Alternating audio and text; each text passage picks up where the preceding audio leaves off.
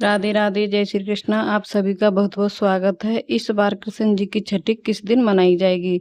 तो 21 अगस्त के दिन कृष्ण जी की छठी पूजा होगी, यानी हमारे गोपाल जी की छठी 21 अगस्त के दिन है, क्योंकि अष्टमी हमने मनाई थी 16 अगस्त के दिन।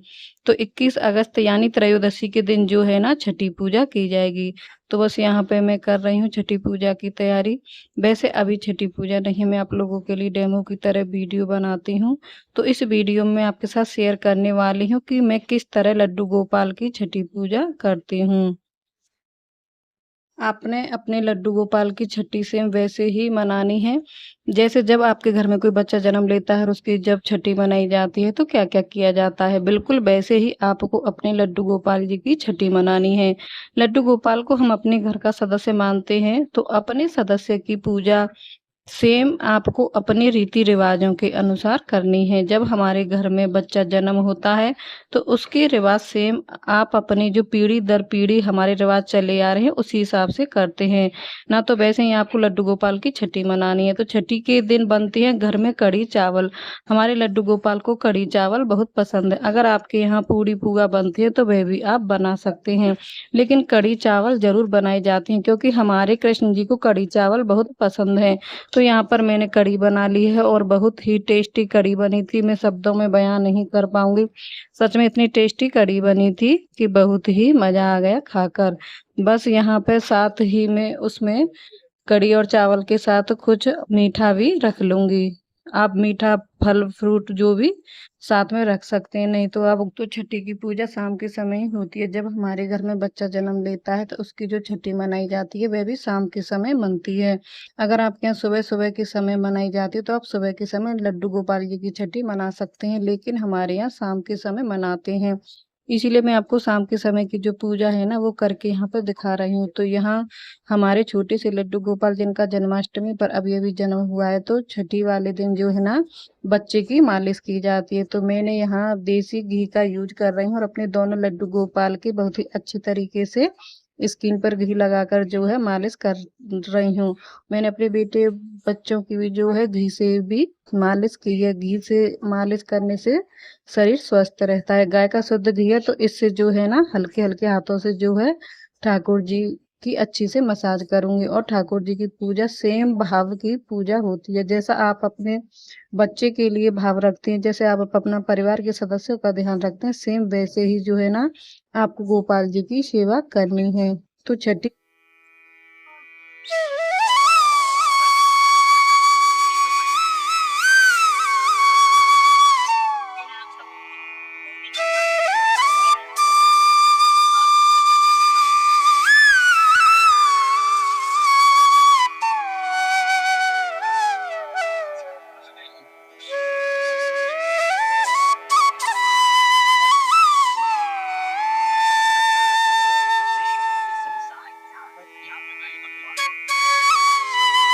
छठी के दिन दूध में डुबकी लगवाई जाती है ठाकुर जी की। तो मैंने यहाँ पर गाय का दूध ले लिया है।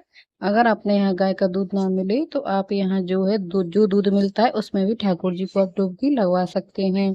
तो क्या करना, इस तरह से जो है ना आपको पकड़ना है। बच्चों की गर्दन जो है ना बहुत नाजुक होती है, तो गर्दन के नीचे आपको हाथ लगा लेना, जैसे मैं आपको वीडियो में दिखा रही हूँ। तो 3 बार आपको इस तरह से डुबकी लगवानी है। और डुबकी लगवाते समय आपको ओम नमो भगवते वासुदेवा इस तरह मंत्र का जाप आपको जरूर करना है। बोलने में थोड़ा सा अशुद्ध हो सकता है, क्योंकि जो होता है बोलने में अशुद्ध, मैं आपको डिस्क्रिप्शन में मंत्र लिख कर दे दूंगी, आप वहां से पढ़िएगा। और पूजा करते समय इस मंत्र का ध्यान जरूर कीजिएगा, क्योंकि जितने बार हमारे मुख से प्रभु का नाम निकलता है ना उतने गुना जो है ना उस मंत्र का प्रभाव हमारे जीवन में और भी ज्यादा जो बढ़ता चला जाता है। तो डुबकी लगवाने के बाद जो यह दूध है ना आपको जिसने स्नान करवाया है, जिस दूध में हम डुबकी लगवाते हैं उसे छठी का दूध कहते हैं। तो इस दूध का क्या करना है, इस दूध को अपने घर के बच्चों को आपको पिलाना होता है, क्योंकि कहते हैं इस दूध को पीने से बच्चों का शरीर बहुत मजबूत होता है। और ठाकुर जी के स्नान का दूध है, तो इसे आप अपने घर के बच्चों को पिला सकते हैं। आप भी इस दूध को पी सकते हैं। बस इस दूध का भोग नहीं लगाता है। चाय पीना पसंद करते हैं तो चाय भी बना सकते हैं, खीर बना सकते हैं, लेकिन भोग नहीं लगाना है इसका, क्योंकि स्नान का दूध हो गया ना, इस वजह से। इसके बाद 4 बार शंख से जल चढ़ाना है। अगर आपके यहाँ शंख नहीं है तो आप लोटे से भी जल चढ़ा सकते हैं। तो यहाँ मैंने भगवान को अच्छे से स्नान करवा दिया है। इसके बाद मैं अंग पोषण करूंगी। इसके बाद सुगंधित इत्र लगाऊंगी। तो हल्के हल्के हाथों से जो ना इस तरह से आपको ठाकुर जी को सुगंधित इत्र लगवाना है।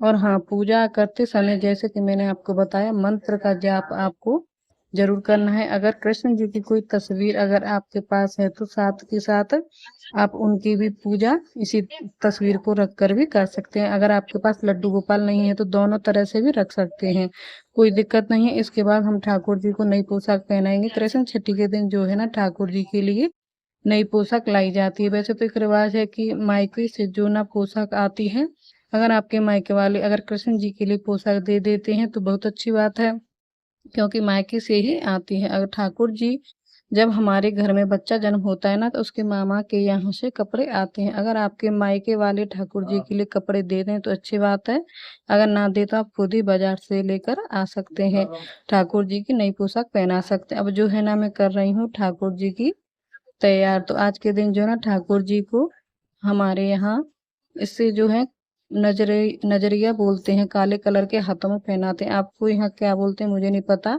छठी वाले दिन ये नजरिया हाथों में पहनाई जाती है ठाकुर जी को, क्योंकि काले कलर की होती है। इससे जो कहते हैं कि नजर नहीं लगती। गले में कंठी माला पहनाइए, माला आपको जरूर पहनानी है। उसके बाद जो है ना चंदन लगा दूंगी, मैं खुद पहना दूंगी। तो जो नजरेला होते हैं हाथ में पहनाए जाते हैं, और गले में भी काली मोतियों की माला पहनाई जाती है।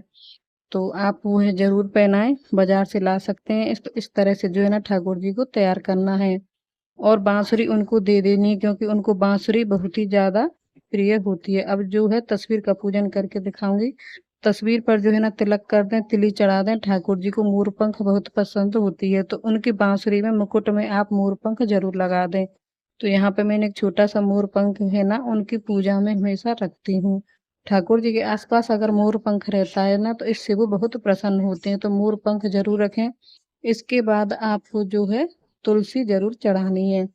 तो आपको फूल चढ़ाने हैं, फूल जो भी फूलों ने चढ़ा दें। तो अब भोग की थाली में यहाँ लेकर आ चुकी हूँ। तो पहले लगाऊंगी मैं गोपाल जी को भोग।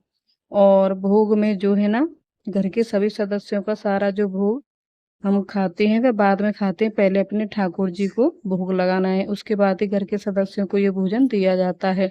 इसके बाद जो है ना सब मैंने तुलसी दल डाल दिया है, पुष्प अर्पित कर दूंगी, धूप दीप दिखा दूंगी। इस तरीके से आपको जो है धूप दीप दिखाना है।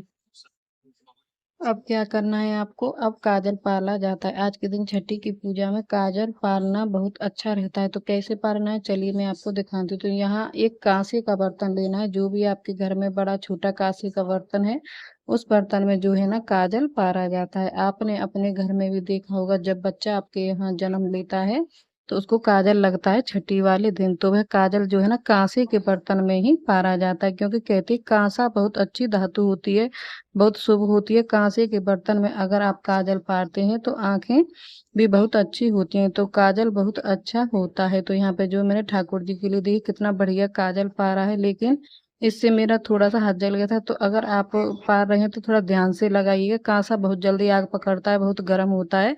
तो सबसे पहले सीधे हाथ से सीधी आंख में जो है ना आपको काजल लगाना है, उसके बाद उल्टी वाली आंख में लगाना है, और धीरे धीरे से लगाना है। और उंगली आपको पता ही है कौन सी अनामिका उंगली का आपको प्रयोग करना है। अगर आपके लड्डू गोपाल जी छोटे हैं, मेरे छोटे और बड़े दोनों हैं, तो आप उनके हिसाब से जो है काजल अपने ठाकुर जी को लगा सकते हैं। इसके बाद जो है आपको करनी है न्योछावर। तो आप इसके लिए कुछ 10 20 50 100 रुपए ले सकते हैं।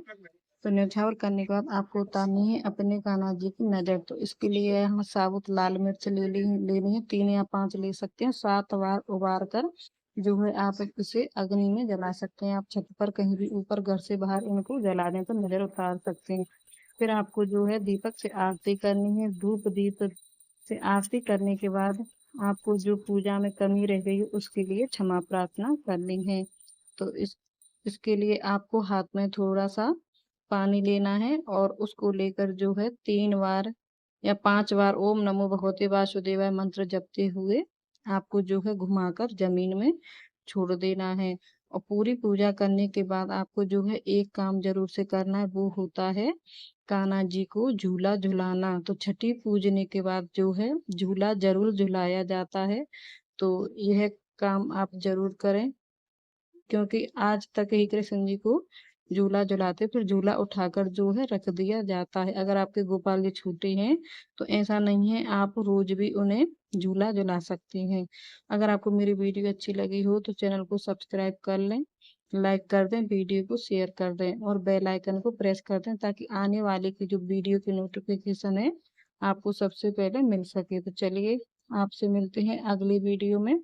तब तक के लिए राधे राधे, जय श्री कृष्ण।